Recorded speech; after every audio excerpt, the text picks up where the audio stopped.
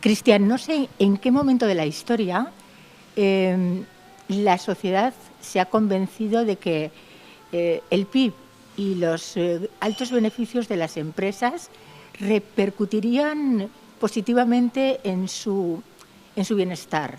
¿Realmente este no es el mayor de los fraudes?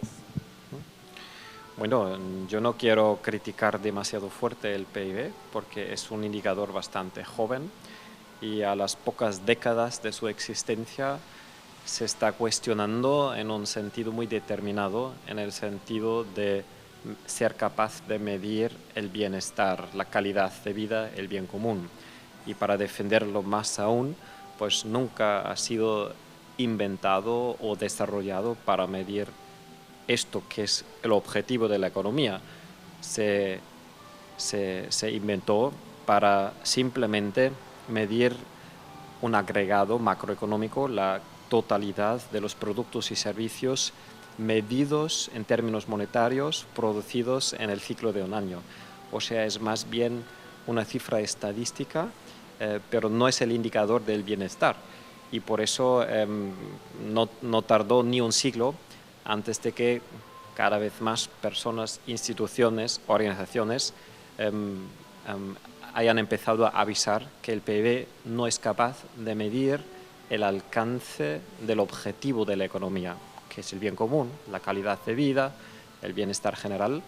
Y ahora se ha puesto en marcha una búsqueda generalizada en todo el planeta, desde la OCDE, el Parlamento alemán, el pequeño Estado de Bután, el movimiento de la economía del bien común, que vamos desarrollando indicadores que miden directamente el alcance del objetivo de la economía, que en nuestra visión es el bien común.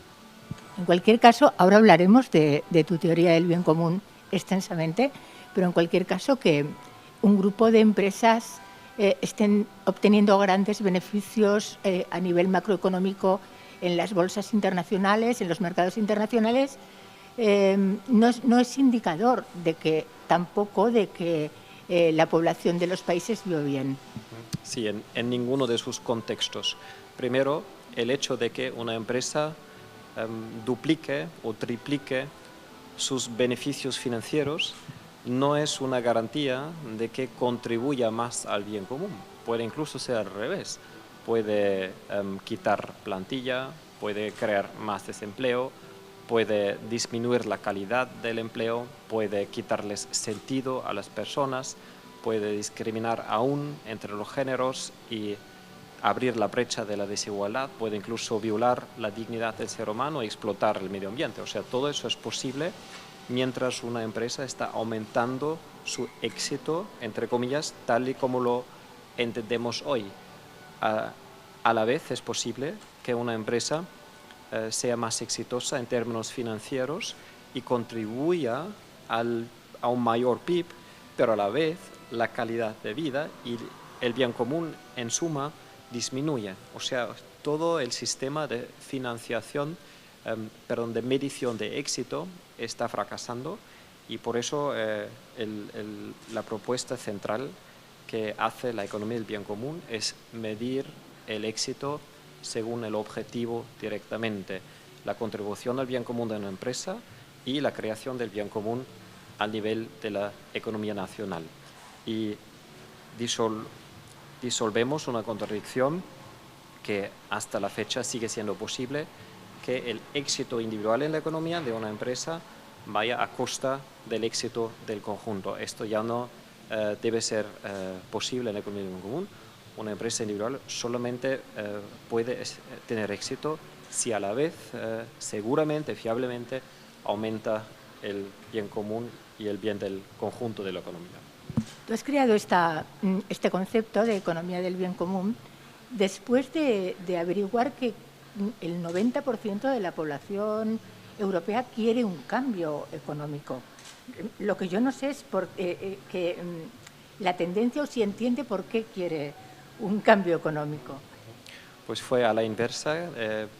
Un grupo de empresarios pioneros dentro de ATTAC Austria, hace 5 años más o menos, empezamos a desarrollar un modelo económico alternativo en base a una investigación sobre los valores opuestos entre los valores que estamos observando con creciente malestar en la economía, por un lado, y los valores que sabemos y experimentamos que permiten florecer las relaciones humanas, por otro lado. Esto ha sido el impulso para el nacimiento del movimiento, y cuando salió el libro, 2 años después de que empezamos a trabajar, de repente sale este estudio de la Fundación Bertelsmann que dice que el 90% de la población desea explícitamente otro orden económico. Para nosotros no fue una sorpresa porque sentíamos eso, intuíamos eso y observábamos eso, que hay una necesidad creciente en la aplastante mayoría de la población de un modelo distinto, de una economía que no esté constantemente violando nuestros intereses y nuestros valores y nuestras prioridades éticas y políticas, sino que esté en sintonía, en congruencia con las necesidades básicas de los seres humanos y con los valores que tanto están en nuestros corazones como en nuestras constituciones. Es un poco paradójico el tema, porque claro, hay empresarios, en España también los hay, y en Europa, por supuesto, que apuestan por otro tipo de economía, por una economía más social, la economía del bien común en tu caso, y sin embargo hay sin embargo son los gobiernos, precisamente el poder político, el que está apoyando no a este tipo de empresarios, sino que está premiando a otro tipo de empresarios, a los empresarios que lo están haciendo, entre comillas, mal. ¿Cómo ocurre esto? Hay una disociación entre el poder político y las nuevas tendencias económicas, evidentemente. Pues la disociación principal la observamos dentro del tejido de las empresas. O sea, el 95% de las empresas son microempresas, pymes, empresas familiares, empresas localmente arraigadas, y un muy pequeño porcentaje, a veces a lo mejor ni siquiera llega a ser 1%, pues es la gran empresa, es el gran capital, y estos tienen intereses totalmente opuestos, porque no son empresarios de verdad, son los propietarios del capital que utilizan el capital para dominar a una pequeña cantidad de empresas muy poderosas, muy grandes, que cotizan en bolsa, y ahí los propietarios cambian como la ropa interior, los gerentes cambian como la ropa interior, y a los trabajadores pues les emplean y los echan como si fuera una mercancía además. O sea, ahí no hay ninguna instancia que pueda tomar la responsabilidad por las buenas relaciones en estas transnacionales y grandes empresas y por el bien común. Ahí está el gordo, y ahí se crean estos intereses económicos, financieros, políticos opuestos a los intereses del típico empresario, del típico emprendedor. Pero la gran empresa es tan poderoso, tiene una influencia política tan enorme, que es capaz de acaparar, instrumentalizar o corromper directamente el proceso político democrático. Y por eso proponemos 2 cosas. Por un lado, disminuir, atomizar el poder económico en esa gran empresa a través de una serie de medidas de política económica, y por otro lado mejorar los procesos de toma de decisión política en el sentido de democratizarlos, para que no el pueblo soberano delegue todo su poder a sus representantes supuestos, que luego en los 4 años, cuando están en el Parlamento y en los gobiernos y tienen todo el poder, pues abusen de este poder en el sentido de tomar una decisión tras otra, que formulen una ley tras otra que arremete contra los intereses y las necesidades de la mayoría de la población.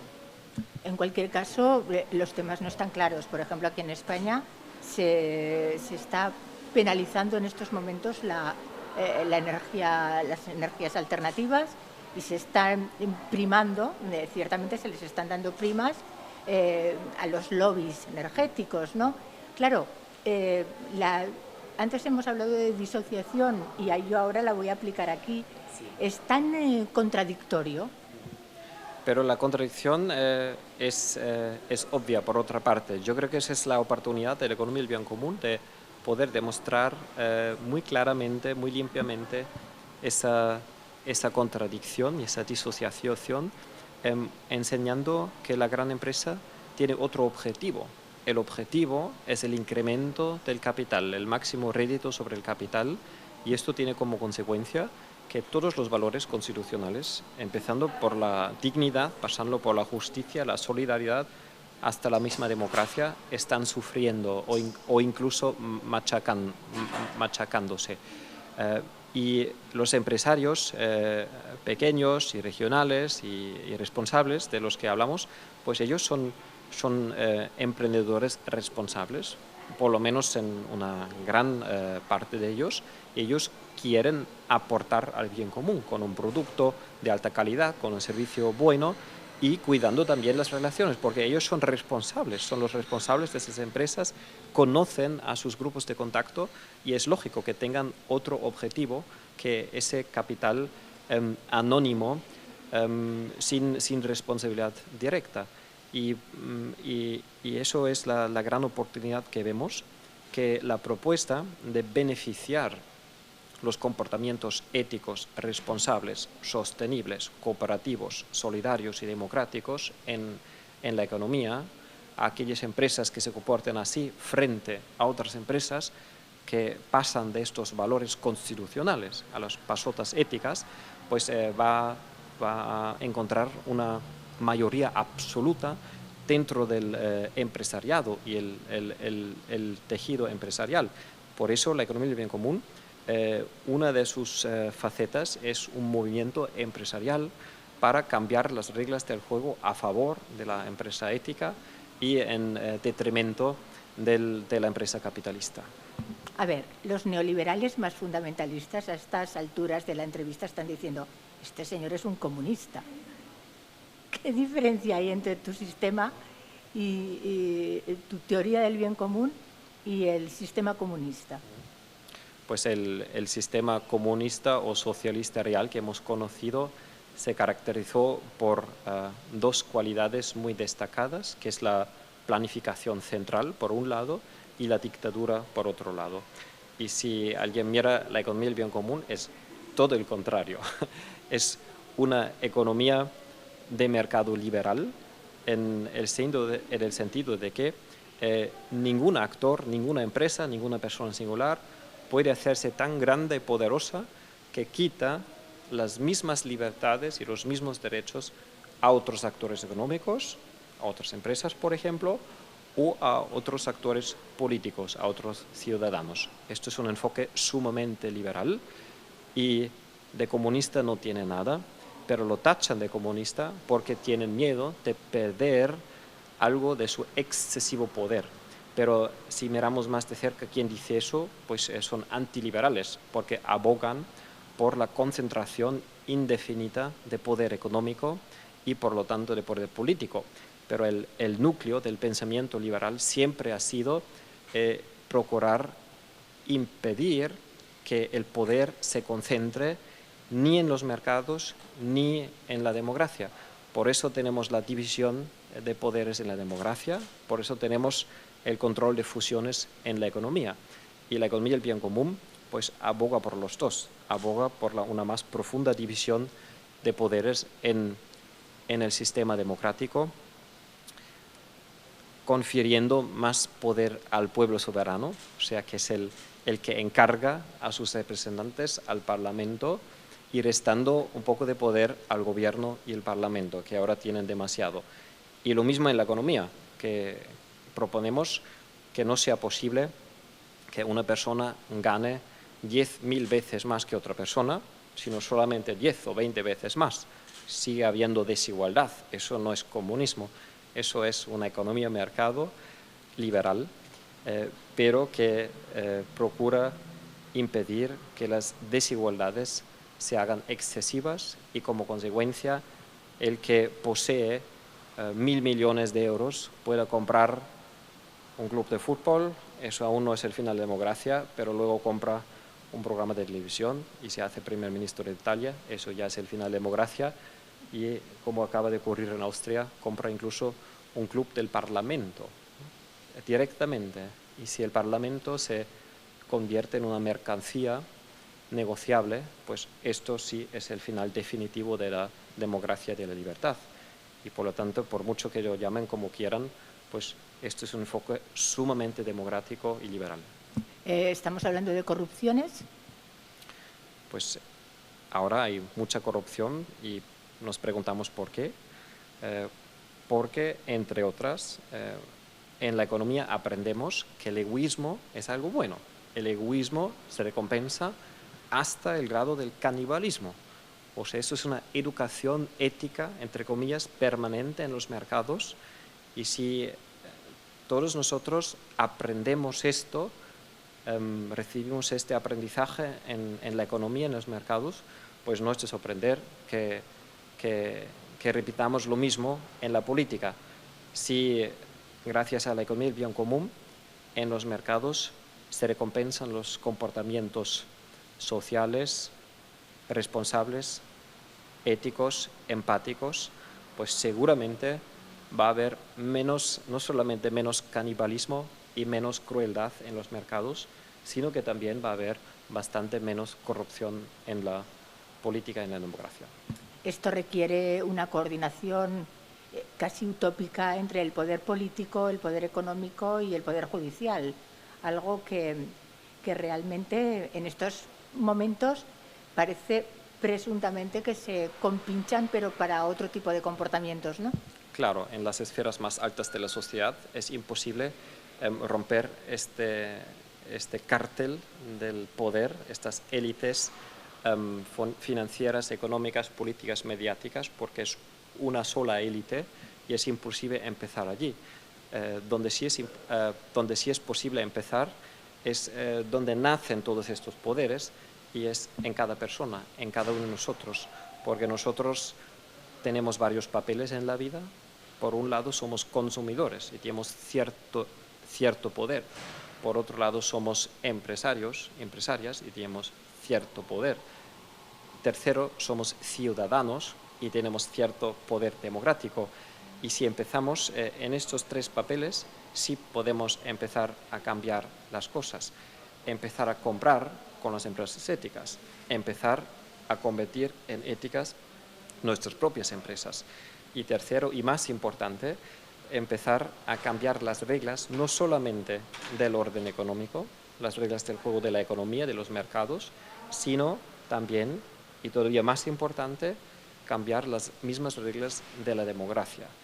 Como ya he dicho antes, pues hoy delegamos el poder por 4 años a las élites, y las élites no hacen lo que nosotros necesitamos y queremos, sino otras cosas que les beneficia a ellas mismas.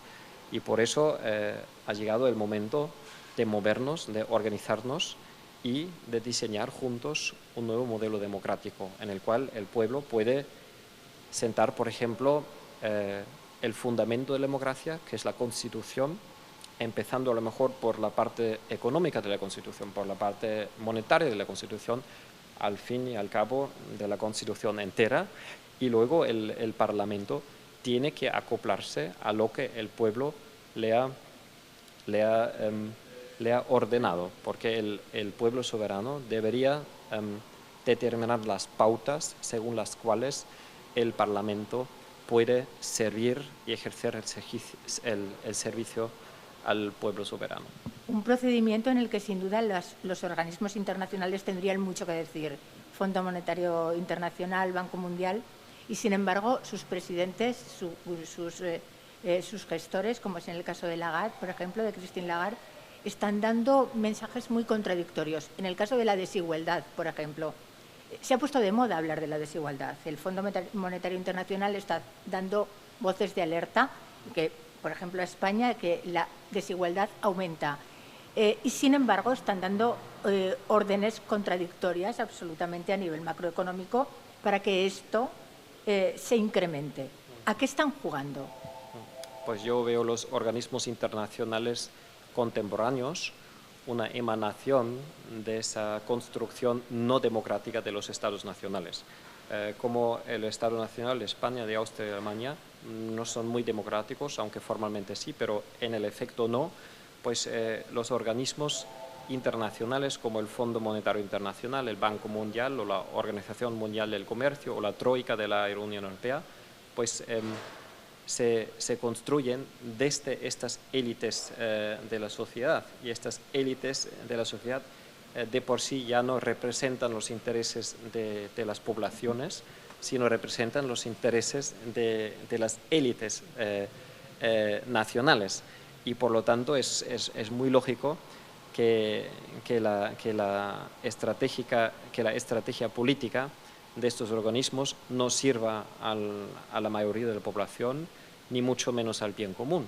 Y por eso uno de los efectos secundarios, pero muy ambiciosos, que espero del proceso de democratización de la economía del bien común, es que cuando el pueblo se echa a diseñar el orden económico en asambleas descentrales en los municipios del bien común, hemos desarrollado una propuesta muy concreta cómo se puede organizar una asamblea democrática económica a nivel local. Pues ahí también trata el tema de dar un mandato muy concreto al gobierno a la hora de concluir tratados internacionales, a la hora de empezar negociaciones internacionales cuyos resultados siempre tienen que ser aprobados por el que da el mandato, o sea, por el pueblo soberano. Y si se hace en este orden de las cosas, seguramente tendremos otro derecho internacional y otros organismos internacionales. Seguramente el pueblo diría, pues comercio internacional, sí, pero solamente si es justo. Circulación de capitales a otros países, sí, pero solamente si cooperan en la política fiscal.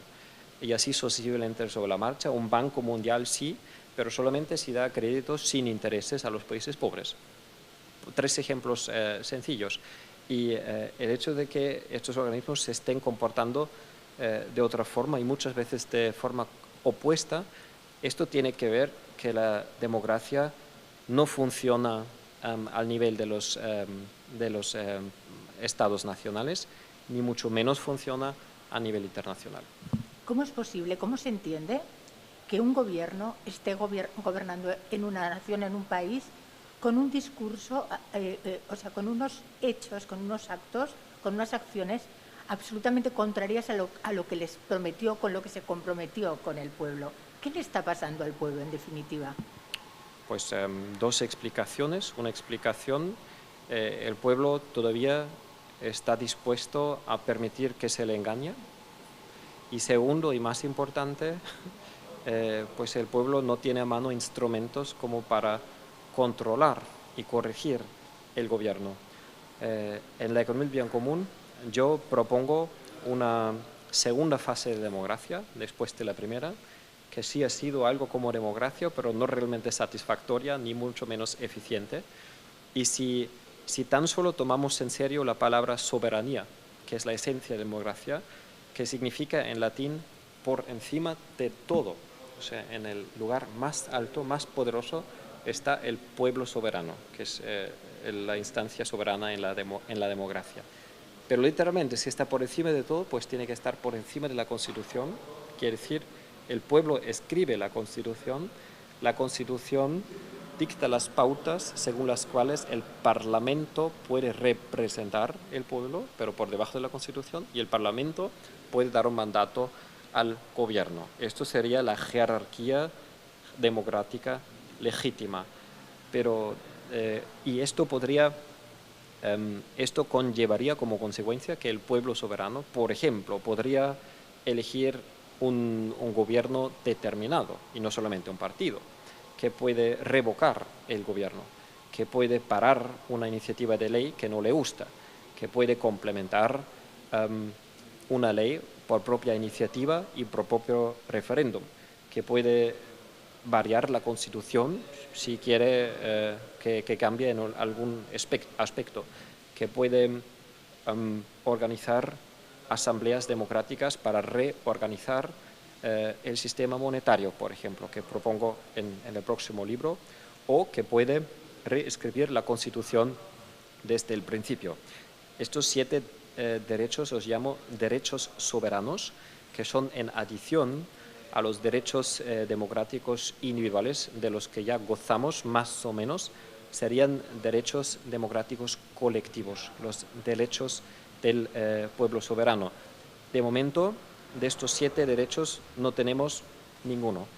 Y esto permite que el gobierno engañe al pueblo y gobierne en contra de la voluntad y las necesidades y los valores del pueblo. En cualquier caso, es fantástico lo que cuentas, es un nuevo concepto económico, el cambio es un cambio a nivel también mental, pero no necesita la sociedad para este cambio ser un poco más avanzada intelectualmente. 3 respuestas. Primero, hay cada vez más personas despierta, espabilada, que desea este cambio. Un signo de ello es la encuesta en Alemania y Austria o los movimientos sociales en España. Segundo, pues podemos acelerar estos procesos de conciencia democrática a través de asignaturas o de contenidos en el sistema de enseñanza. Para mí, una cosa totalmente fundamental es que aprendamos en los colegios a debatir políticamente de forma respetuosa y cooperativa, y que aprendamos mecanismos de toma de decisión eficientes y duraderos. Nosotros estamos practicando, por ejemplo, el consenso sistémico, y este es un mecanismo de toma de decisión muchísimo más eficiente que la simple votación por mayoría, ¿no? Esto podría acelerar pues la profunda democratización. Y tercero, de momento no estamos nutriendo realmente la libertad de los individuos y la voluntad a la libertad. A mí me parece que es muy, muy débil la voluntad a la libertad, y esto es consecuencia de que el capitalismo no está interesado en absoluto en la libertad auténtica de los individuos, porque entonces se darían cuenta de que no están realmente a gusto en este sistema como consumidores pasivos, como ciudadanos impotentes y empezarían a buscar alternativas, a crear otros modelos, a superar la no democracia de ahora y el capitalismo que está aún gobernándonos. ¿Está muriendo este tipo de capitalismo o está cogiendo fuerza? Esto por una parte. Y por otra parte, ya vamos terminando, pero me gustaría que me dijeras si realmente estamos en un momento crucial. A algunos nos da la sensación de que estamos en un momento especial de la historia, que pueden o cambiar muchas cosas o quedarnos atrás para siempre, ¿no? O sea, es un momento decisivo. ¿Qué opinas? Pues la primera pregunta, yo creo que es una evolución simultánea que se está cruzando. No diría que la fuerza del capitalismo sigue aumentando, pero la violencia, a la vez que disminuye la legitimidad. La legitimidad y la autoridad natural está disminuyendo, y estos son dos desarrollos que se están cruzando, pero la muerte ya ha empezado. Eso no quiere decir que la muerte sea rápida, puede que sea una muerte que dure décadas o incluso algunos siglos más. Eso no soy profeta en ello. Y mucha gente tiene la sensación, además en todo el mundo, eso sí es sorprendente, que hasta en las poblaciones indígenas de América del Norte y del Sur, por ejemplo, y en otras partes del mundo, pues ese despertar, esa conciencia global, por un lado, esa conciencia cooperativa, esa conciencia democrática, esa conciencia empática y añadiría espiritual, sí es un fenómeno universal. pero tampoco me atrevo a vaticinar que esto vaya a producir un cambio rápido. Pero eso tampoco me importa.